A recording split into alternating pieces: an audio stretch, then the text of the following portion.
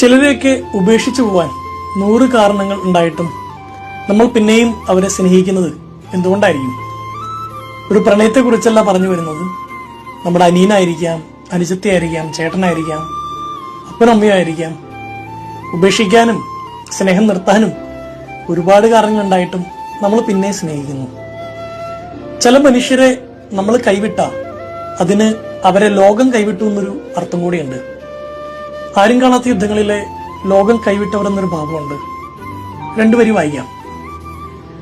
മടുത്തിട്ടും നിങ്ങൾ ഇപ്പോഴും ആരെയൊക്കെയോ സ്നേഹിക്കുന്നുണ്ടെങ്കിൽ, പ്രിയമുള്ളവരിൽ നിന്ന് മുറിവേറ്റിട്ടും നിങ്ങൾ അവരെ തലോടുന്നുണ്ടെങ്കിൽ, ആരുടെയൊക്കെയോ ഇരുൾ നിറഞ്ഞ ജീവിതത്തിൽ സ്നേഹത്തിന്റെ തീപ്പന്തവും കൊളുത്തിക്കൊണ്ട് നിങ്ങൾ ഓടിക്കൊണ്ടിരിക്കുന്നുണ്ടെങ്കിൽ, സുഹൃത്തെ, നിങ്ങളാണ് അവർക്ക് മേൽ സ്വർഗം ചൊരിഞ്ഞിട്ടുള്ള അനുഗ്രഹം.